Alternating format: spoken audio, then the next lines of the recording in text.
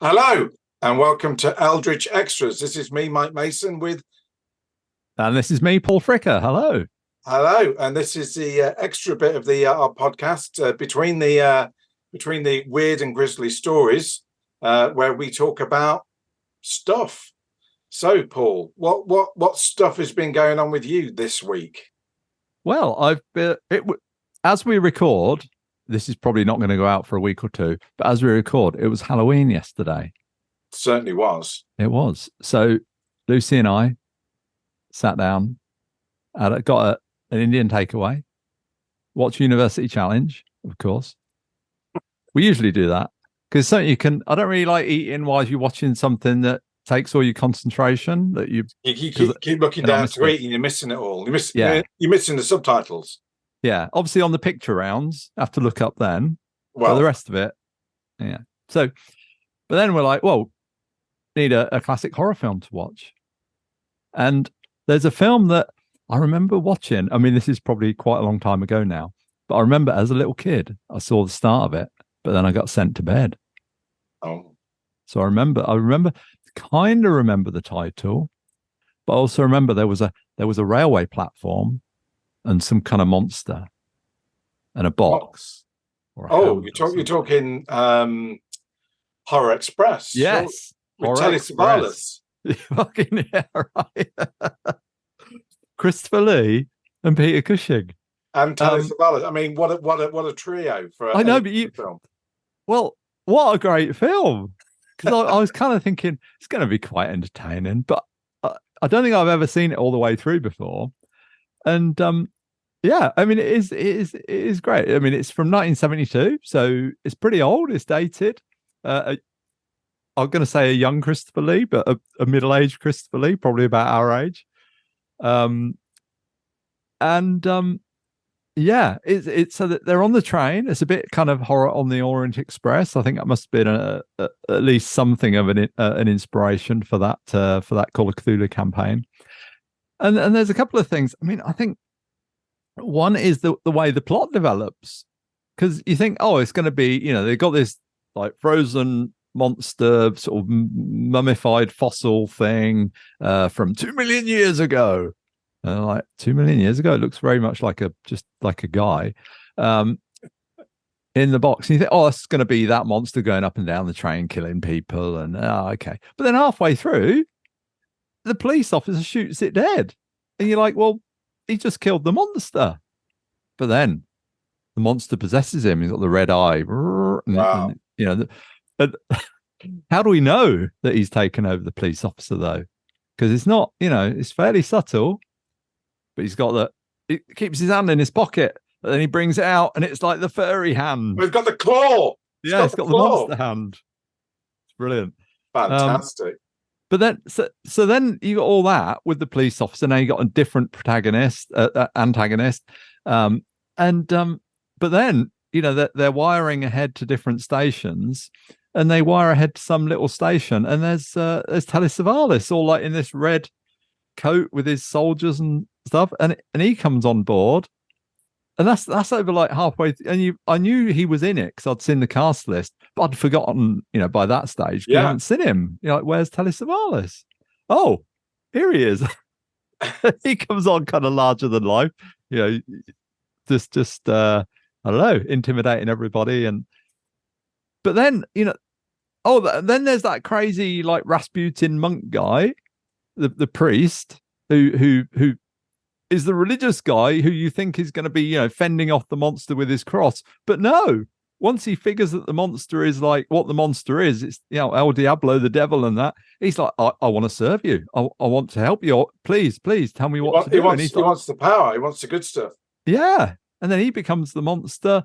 And then ultimately, like, Christopher Lee and Peter Cushing pin him down, and they've got him. And he raises up everybody that's been killed so far. He raises them up from the dead. Horror nightmare. Well, I think it's just such a great escalation of events, because I didn't foresee that the monster was going to be killed halfway through. I didn't foresee that the priest was going to take it into himself. I didn't foresee that they were going to raise up all the dead. That was a twist that I didn't see come in. And then the end, genius. I mean, they wire ahead. What is it? They I don't know. They wire ahead to some little station. There's a little station, like, where they pull the handle to divert the train, and they're like, oh, well, they've wired us to tell us to put the train down that bit of track. Well, that'll kill everyone. Should we do that? Well, they've told us to do that. Maybe there's a war.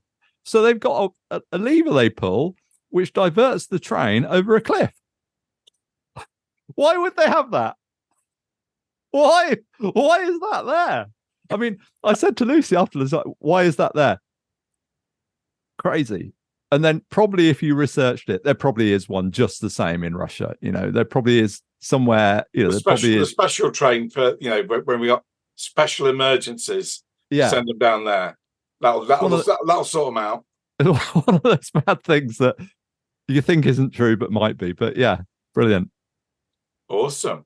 So I know you love the film too, right? So yeah. It's been a while since I watched it, but yeah, it's a great. I mean, I'm a big, fan of Cushing and Christopher Lee anyway, but add Telly Savalas. I mean, who doesn't like Telly Savalas? Well, anything he's in is great. So yeah, absolutely.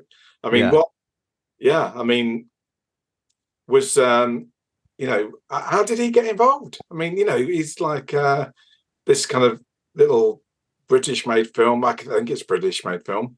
I assume so. They said we need an American star, and I guess at the time, Kojak was pretty big, and who can get this bigger than Telly's? No one. So it's 72. Would Kojak have been big then? Oh, was it a little early? I'm not sure. Maybe I don't know. I mean, probably was. Maybe. Certainly mid-70s. It was, wasn't it? Yeah. I wonder if it was. Yeah, but I always remember the going to the toy shop, and you'd see the Starsky and Hutch car, which looked really cool because of the paint job. Because it is. And then there'd be the Telly Savalas car, and that was just like a beige saloon. Oh, yeah. And you had a little action figure of Telly Savalas, and I think you had this kind of little flashing red light. I think it was either attached to the car or you could put on the car like he does in the program. But I was now I wished I had it, but then it just wasn't as cool as the Starsky and Hutch car or the Batmobile. They were the kind of the three options really. It's cool. His car wasn't quite as cool as what else was going around, around at that time. I did ask my friend who's a police officer, and she's done the specialist like train the car training and that. I did ask her, do you get like the light you can reach over and put on the roof? But she says no. She says no. I don't believe it. You're not really proper unless you got the special light, have you? No, because that's when you're in action then, because you reach over and get the special light to put on the roof. But brilliant! I mustn't forget this. There was a brilliant line from Peter Cushing. Where there's Peter Cushing and Christopher Lee in the little carriage, in their little room, and I think I don't know one of the I think maybe the police officer, and he's like, well, the monster could be anybody, and Peter Cushing's like, oh no, it's like it could even be one of you, and Peter Cushing's like, monsters? We're British.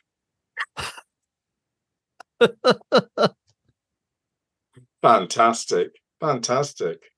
Well, I started the month watching quite a few horror films, and then what with going to various cons and travel and things, I've kind of didn't really get the chance to watch much around Halloween. But I started the month watching. I rewatched Dawn of the Dead, the Snyder remake, and a few others. I watched the American remake of Martyrs, which is obviously a barrel of laughs.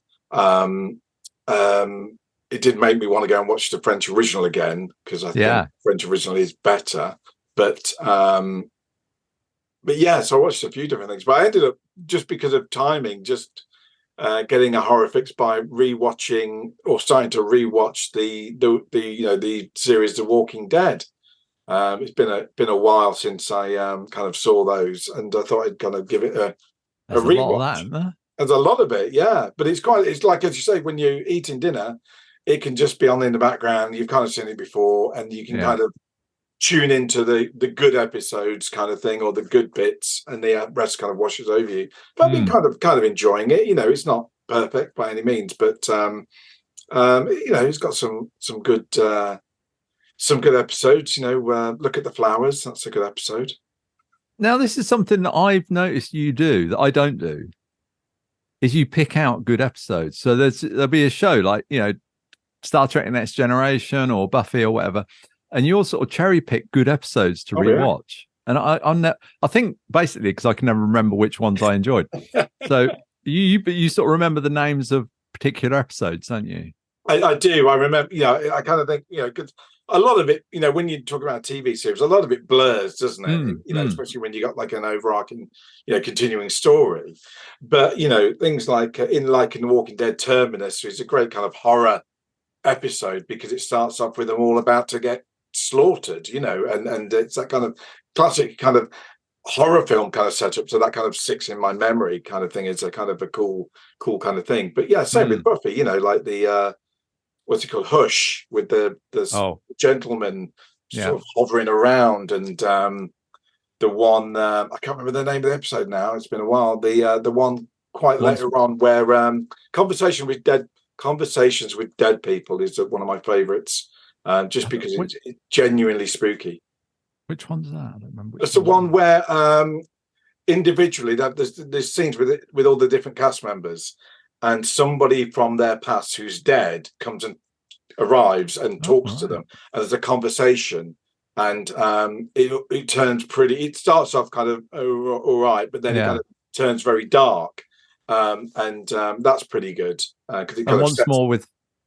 Oh well, once more with feeling, obviously, But have you seen the Strange New Worlds, the song and dance episode of that? I haven't seen any Strange New Worlds yet. It's on my list. I mean, that's there's a musical sort of song and dance episode. It's clearly kind of kind of inspired by the Buffy episode, but there's I can't remember exactly the setup now, but some anomaly happens in space. It sends ripples across space, and if you're caught in the anomaly, you all start singing and dancing, basically.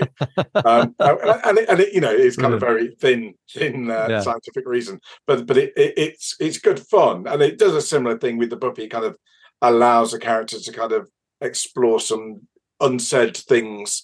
But all that is irrelevant, because until towards the end, you finally get a link to the Klingon cruiser. Oh my God! What the song and dance number the Klingon do? Brilliant! Is just amazingly good. Oh, that sounds fantastic. And it's worth watching the entirety of Strange New Worlds just for that one. Well, I hear it's a good show anyway, right? But it's a good show anyway. Yeah, if you're a Star Trek person like I know you are, you will enjoy it. It's very good. It won't be the first singing Klingons I've seen. Well, because at Gen Con, there is often in the corridor outside the trade hall, they have various acts and performers and loads of cosplayers and so on. And one of the acts that, they just stood there it's like a massive corridor, like an auditorium in itself. But one of the acts that is there is I don't know what they're called, like a Klingon troupe of sort of performers playing like Klingon instruments and singing, classic Klingon songs. It's fantastic. All in, the gear, Yeah. Brilliant. No, that's awesome. Well, I bought Show and Tell. Me too. I think I mentioned it last time that I've been to Gamehole Con. Yes. And every year they do a kind of a D&D plushie designed by John Kovalik. And this is this year's one, and this is the gelatinous cube. Oh my God! Right. Wow. I thought it would be green. It's blue, and I've kept it in the original shrink for now. But it's really compact. It doesn't squeeze at all. So it doesn't? Getting it into the suitcase was literally a quarter of the suitcase was taken up with this. So brilliant. Well, mine, I've got two. The first is a cautionary tale. So last week I had a few friends visit, and they bought what I'm about to show you. They bought it, but we never opened it. And last night, after eating some curry and watching a bit of telly, I think, fancy a bit of chocolate now. Go down to the fridge. Well, there is some chocolate there, but there's also this. And I thought, better open this. So it's from Lindt, and it's a vegan. Well, it's not got chocolate on the label, but it's clearly a bar of chocolate, right? Vegan and smooth. I like the smooth, Vegan smooth. Yeah. Not good. Did it taste in any way like chocolate? It tasted a bit like chocolate. It's kind of okay. It's got a weird aftertaste. I don't recommend it, but if you like it, knock yourself out. Okay. That doesn't sound like a particular winner to me then. No, not for me, but I mean, I'm just saying other people might like it. Others may like it. So yeah, you've got something else to make up for I have. Well, I'm sure you like watching people unwrap things, unboxing videos, because I've got right here in my hand something. I can tell you do, don't you? I spend most of my time watching people unwrapping things. Yes. Yeah. So I find it exciting. I think I know what this is. Yeah, I'm gonna. Oh, I didn't do a very good job there, did I? I should have done that on the thing. Well, you should have done that. You can prove you haven't pre-opened it, to be honest. What? Tales out of Innsmouth. Crikey. More rubbish there. It's a blast from the past, isn't it? It's a Chaosium book that I don't own. Which I mean, it's not like unique in that, but I've got it on the shelf behind me. In fact, there you are. You've got it. Yeah, it's on the shelf behind me. Yes. Yeah, because on the Good Friends of Jackson Elias podcast, we are looking. Hang on. There's another podcast. I thought you only did a podcast with me. What's this double? Sorry, Mike, to timing you, but yeah, I mean, you've been on it too, I think. Oh, yeah, maybe a while ago. Yeah, so we're looking at Lovecraft's story, The Shadow of Innsmouth. Actually, I haven't reread it. I think one of his best. And here we got Tales Out of Innsmouth, a Chaosium collection of fiction. So what was the year on that? I can't remember when it was. Was that 1990 something, I guess, or early 2000? Yeah, 2006. Yeah, okay. There was a previous one I think you might be thinking of. There was one called, I don't know, the Innsmouth Cycle, I think. Yeah, there was that's the earlier one. Yeah, but right. With the popularity of anything with Deep Ones and Innsmouth, I guess it spawned, pun intended, another sequel. So I'm just having a look. Who's in here? A bunch of people. Yep, this is interesting as I look down a list of names. Okay. Yeah. So any classic stories in there? Is it all kind of modern, contemporary to the times? Okay, there's one here. This is a curious one. The Weird Shadow over Innsmouth by H.P. Lovecraft and John S. Glasby. Oh, okay. Is that a collaboration, or is that? Sounds like maybe a posthumous collaboration or a kind of a pastiche or something. Maybe. Not sure. I can't say I remember reading that one, but yeah. Yeah, I'm not sure about that, but just looking here in the credits, it's credited 1999. So I'm guessing Glasby took a bit of something that Lovecraft wrote and then expanded it, maybe. But maybe I don't know. Kind of curious to attribute it to two authors, but yeah. So I'm gonna dig into a few of those. So that should be interesting. Oh, have you got any more posts you want to open in front of us? No, I think that's all at the moment, Mike. Sorry to disappoint. I'm getting excited that you can open some letters as well, but okay, fair enough. Well, speaking of Lovecraft, kind of inspiration and adaptation, I have started listening to the new BBC Sounds The Haunt of the Dark, which is the new series from Julian Simpson, the kind of the recrafting Lovecraft in the UK in the modern day, kind of retelling the stories with a modern vein. I've enjoyed the previous ones, and this one has started pretty strongly.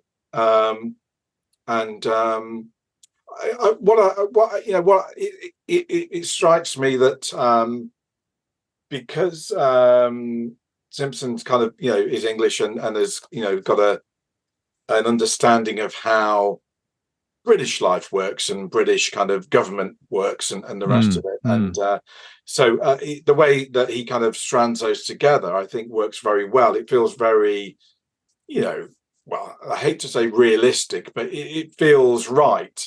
Whereas sometimes when somebody who's maybe not English is writing about kind of government structures and the mythos kind of connecting in some way, it tends to be fine, but it just doesn't feel quite right. It doesn't feel quite as authentic.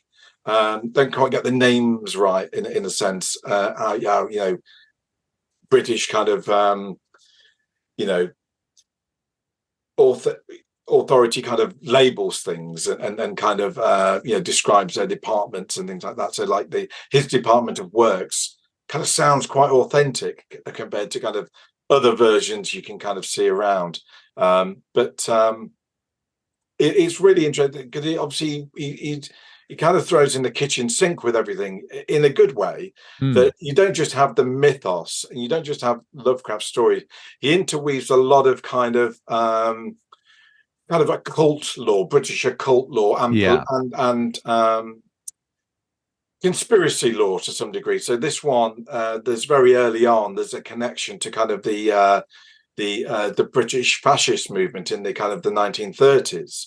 So there's a lot of kind of interconnection with those kind of things. So it's interesting how he's obviously done his research, and it's they are distinct from what was going on in Germany, although clearly aligned. But there was a distinct, as many things are, each country has their own flavor of these kind of things, and he kind of taps into that pretty well, I thought. And then lots of other things, the Rendlesham Forest incident and all these kind of classic kind of paranormal kind of events that are well known in certainly in the UK, if not beyond. The kind of the Rendlesham UFO experience and that kind of thing. He kind of weaves all these in to form this kind of much kind of interesting kind of tapestry that's builds up from the Lovecraft, but adds these layers in, and they all kind of feed back on one another. So it kind of creates that idea of the kind of the disparate pieces kind of coming together, and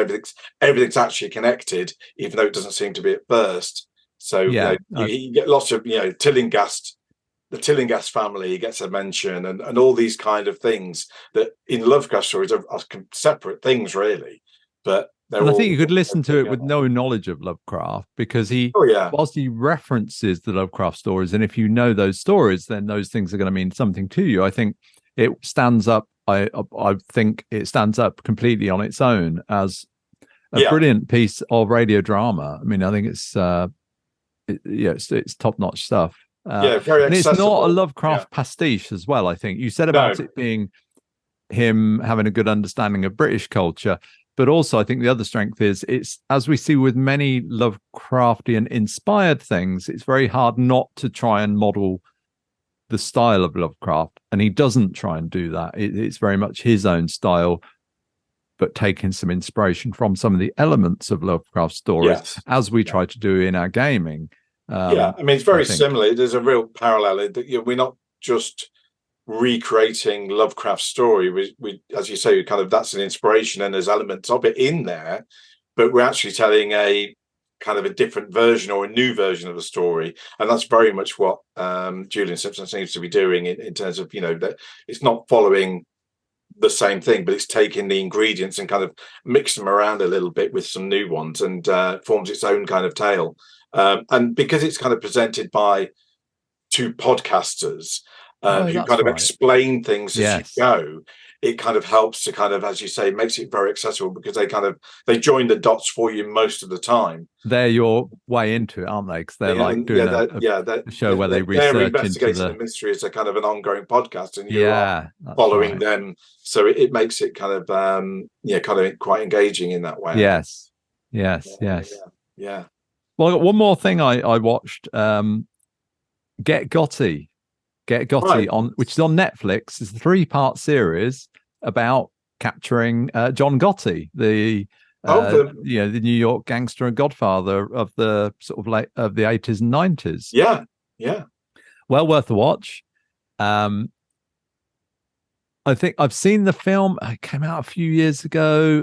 I think it might just be called Gotti. I that's why I was getting it confused with, because I knew there was kind of a film or something, but I've not seen that, so don't know. But very interesting. recounts the various different crime agencies that tried to bring him, that did bring him to trial and tried to convict him. And I think it wasn't until the third time, which was this time was the FBI bringing the case. And they managed to pin stuff on him, and they look at how they were breaking into apartments and places to put in bugs in phones, and they've got. I mean, this is like the late 80s, I think, and I think there was another department, not the FBI. There was another department, a law department that were bugging him, and they broke in. They put loads of bugs in. Like it got this. It's very much like The Sopranos, where they've got the with the radio in the basement and trying to put a bug in it and all that. Well, it wasn't so much that sort of stealth. It was more they actually just broke in. They had a guy. Just went in. Well, they had a delivery guy, like a UPS guy or something, yeah. turn up and put like cardboard and boxes and stuff, on the street for like a couple of months, and then one day he puts like a refrigerator sized cardboard box just outside, right. And there's a bloke in it. I'm going to say, is there a bloke stood in the box? He has to sort of shuffle across to the door when it gets dark, and there's a little flap, and he's like fiddling with the lock. Oh I mean, you just think, well, it's crazy. So he manages to pick the lock, and then I guess he buggers off, and then like a team come in, they put loads of bugs in, but it's so noisy in this place. There's all these people, and they've got the bugs are sort of hidden around, but they really find it very, very hard to make stuff out. And it's a bit like that. I can't remember what the phenomenon's called, where they sort of, some people claim they can hear ghosts on recorded audio, just in the static. Yeah. Electronic voice phenomena, EVP. Yeah, that's it. And when you're told the voice is saying, "I'm going to kill you, Mike," when you're told the voice is saying what you're supposed to hear, you hear it, don't you? You hear it every time. Yeah. And it was kind of like that. They're sort of saying, at this point, John Gott is saying, we need to, I can't remember the phrase, we were going to mess him up or something like that. And it's just sort of, and it's like, really? Because I thought that when they played it, and the guy's saying, he's clearly saying we're going to mess you up. And then the jury, obviously, they don't buy it, and they're like, well, he could be saying anything. Yeah. But also Gotti like bunged one of them about 16 grand or something, or 60 grand, so that was screwed. But ultimately they do game. But what's interesting, I think, just from a cultural point of view, is to his later trial, you've got Hollywood stars turning up. You've got because it was such a media circus, and he became notorious. And I thought there's the public were almost backing him and cheering him. He became a celebrity, and he kind of played up to that. He dressed really smart, and he had this kind of public persona. And I thought there's a really good phrase where one of the commentators said about how people loved hearing about his $2,000 suits, but they didn't want to hear about where the $2,000 came from. Yeah, interesting. I mean, that's a kind of direct parallel with Al Capone in the 20s, isn't it? I mean, same kind of public persona. The newspapers love writing about him, and there's a kind of celebrity kind of star kind of quality to him, despite the terrible things and crimes and everything else he was involved in. But it's interesting, isn't it, how people kind of are fascinated, and there are these kind of charmingly hideous kind of people, I guess. There's a glamour attached to them, isn't there? Somehow crime pays, in that way. Yeah. And I think we get it. I mean, I mentioned The Sopranos. You watch The Sopranos, and I think, obviously it's not real. Tony Soprano isn't actually, I forget the actor now, but so there's a glamour to him, and we end up liking him. But at the same time, we've seen him do terrible things. Sure. Yeah. As a fictional character. But then do we really differentiate between fictional characters and real characters? Not really. If they're written about in the newspaper, they might as well be fictional. We the way we we don't know them personally. It's not like we had a personal relationship. So we interact with fictional and real characters in the same way, through TV, through newspapers, reading about them, watching them. And so it isn't beyond belief to kind of view them almost in the same way, isn't it? You know, your media for viewing these people, and you're only hearing or seeing what you are being shown. So if all you're ever shown is a kind of this charismatic guy wearing $2,000 suits, coming out with good lines and smiling and that, then you form your opinion on that. You're not seeing why he's in court. Sopranos are different in the way that you do get to see the dark side of Tony Soprano, but even still, there's a lot that is still far less screen time than Tony just being Tony in normal life. And so it's not for every good bit there's not a bad bit. Because they were saying on some of the bugs, you hear him when they got the final bug, because he would disappear out of the club and they wouldn't be able to hear him for an hour, and they'd be like, well, where is he? Because we can see it, we can see the front door. He was going out the back, up some stairs into an apartment that belonged to this old lady, right? So they managed to get bugs in there, and they could hear like crystal clear, really clear.